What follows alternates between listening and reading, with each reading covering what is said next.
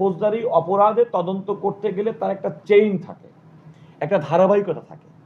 2012 সালে যে ঘটনা ঘটে গেল, এমন একটা মর্মন্তুদ ঘটনা, যে ঘটনার মধ্যে তো কেউ বলেছিল যে আমাদের 24 ঘন্টার মধ্যে হবে, আসামি যে ধরা হবে, সেগুলো হওয়া হয়নি।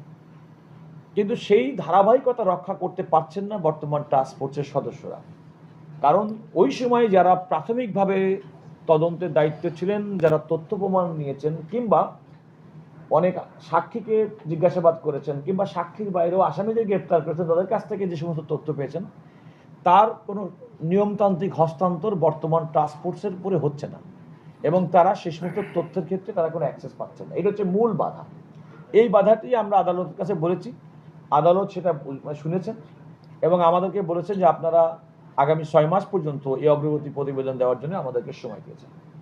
তদন্তকারী কর্মকর্তা তাদের এইটা একটা বিরাট বড় বাধা। কারণ আপনি প্রথম কথা হচ্ছে ফৌজদারি মামলাতে অপরাধী শনাক্ত করার জন্য অপরাধের জায়গাটা আগে নির্ধারণ করা, অপরাধের সঙ্গে সম্পর্কিত ব্যক্তিদেরকে নির্ধারণ করা, এবং তদন্তকারী কর্মকর্তারা কিছুটা প্রগ্রেস হয়েছে। কিন্তু আমি বলছি যে চেইন অফ ইনভেস্টিগেশন, একটা তদন্তের যে ধারাবাহিকতায় পরবর্তী একজন ব্যক্তিকে যে এই টাস্ক ফোর্সকে যে আপনি কোনো কারণে যে অভিযুক্ত করবেন, টাস্ক ফোর্সের কাছে তো মেটেরিয়াল থাকতে হবে। এই টাস্ক ফোর্সের জন্ম তো 2024 সালে, ঘটনার 12 বছর পরে। এই 12 বছরের মধ্যে ঘটনার সঙ্গে সম্পৃক্ত ব্যক্তি, আলামত, ঘটনাস্থল, সমস্ত কিছু এরা তো উত্তরাধিকার সূত্রে পায় নাই। এরা যদি কোনো কারণে during continuation of the investigation যদি পেত, তাহলে আপনি তাদেরকে স্ট্রেট হয়ে আমরা বলতে পারতাম যে আপনাদের এখানে ব্যর্থতা এবং ল্যাচেসটা কোথায়। আমি আপনার এই মুহূর্তে মন্তব্য করতে পারছি না। আমি মনে করছি যে তদন্তকারী কর্মকর্তা বর্তমানে যারা টাস্ক ফোর্সের দায়িত্বে আছেন, তারা আমাকে যেটা বলেছেন যে ঘটনার সঙ্গে সঙ্গেকার আলামত, ঘটনার সঙ্গে সঙ্গে সম্পৃক্ত এবং তৎকালীন সময়ে এমনকি সিডি, যেগুলো খুবই অত্যন্ত গুরুত্বপূর্ণ ডকুমেন্ট কোনো মামলার তদন্ত কাজ শেষ করার জন্য, তার কোনো কিছু তাদের অ্যাক্সেস নেই।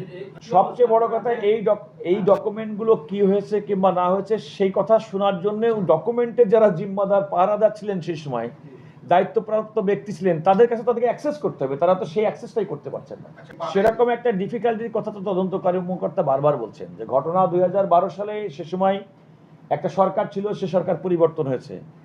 এই সরকার, এই আদেশটি, টাস্কফোর্স গঠনের আদেশটি অন্তর্বর্তীকালীন সরকার, তারা সেপ্টেম্বর 2024-এর পরেও তারা ফেব্রুয়ারি 2026 পর্যন্ত সময় কিন্তু এই টাস্কফোর্স কিন্তু কাজ করেছে। তারাও তো কোনো সন্তোষজনকভাবে অগ্রগতি তারা আদালতে দিতে পারে নাই, এবং তাদের সেই ক্ষেত্রে যে সমস্যা তারা বলেছেন, এখনো পর্যন্ত একই সমস্যায় তারা ভুগছেন।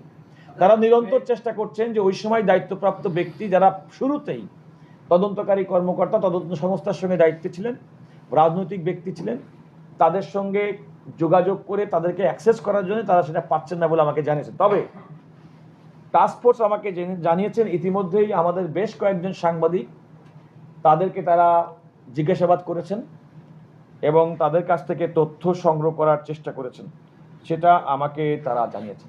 দেখুন, আপনারা অতি সম্প্রতি তো আরেকটি হত্যা মামলার একজন আসামি গ্রেপ্তার হয়েছেন, খুব বাংলাদেশে আলোচিত ঘটনা। তো ফৌজদারি মামলাতে যখন, আরেকটা কথা বলে রাখি, ফৌজদারি আইন সম্পর্কে যারা জানেন তারা জানবেন, কোনো একটা মামলা যদি চূড়ান্ত প্রতিবেদন দেওয়াটাই কিন্তু আসামি বা মামলার শেষ না। এই চূড়ান্ত প্রতিবেদন দেওয়ার পরেও যদি কখনো ওই ঘটনার সঙ্গে সম্পর্কিত সংশ্লিষ্ট কোনো তথ্য প্রমাণ পাওয়া যায়, তদন্তকারী কর্মকর্তা কিন্তু পরবর্তীতে সেটার ব্যাপারেও অভিযুক্ত ব্যক্তির বিরুদ্ধে চার্জশিট দিতে পারেন, তাকে বিচারের মুখোমুখি করতে পারেন। এটা আমাদের ফৌজদারি কার্যবিধি সুস্পষ্ট বিধান। সুতরাং ফৌজদারি কোনো একটা মামলা সময় শুধুমাত্র পার হয়ে গেছে এই কারণে ধামাচাপা দেওয়া কিংবা ধামাচাপা দেওয়ার সুযোগ নেই। সাক্ষ্য প্রমাণ যখনই আসবে তখনই সেই মামলাটি পুনরুজ্জীবিত করে অপরাধীদেরকে শাস্তির মুখোমুখি করার বিধান আমাদের প্রচলিত আইনেই আছে। এইটাই কিন্তু বাংলাদেশের প্রথম সরকার না। মনে রাখতে হবে যে ঘটনাটি যখন ঘটেছিল তখন কিন্তু আওয়ামী লীগ সরকার ক্ষমতায় ছিল, এবং এই টাস্কফোর্স সম্পর্কিত যে আদেশটি যখন হয়েছে তখন কিন্তু অন্তর্বর্তীকালীন সরকার ডক্টর মোহাম্মদ ইউনূসের সরকার ছিলেন। এই সময়কালের মধ্যেও কিন্তু তারা কিন্তু যে ধরনের অগ্রগতি যেটা করতে পারেননি। সুতরাং এখন এই সরকার তো, আমি মনে করি এই সরকারের যতটুকু পর্যন্ত তাদের কার্যক্রম থেকে লক্ষ্য করেছি, তারা তো প্রত্যেকটা মামলার ব্যাপারে এবং প্রত্যেকটা ঘটনার ব্যাপারে অত্যন্ত সিরিয়াস, এবং তারা সেগুলো আমলে নেন, এবং তারা সরকার এই সমস্ত বিষয়গুলো আমলে নেন এবং আমলে নিয়ে যথাযথ ব্যবস্থা গ্রহণ করতে পারেন বলে আমরা দেখতে পাচ্ছি।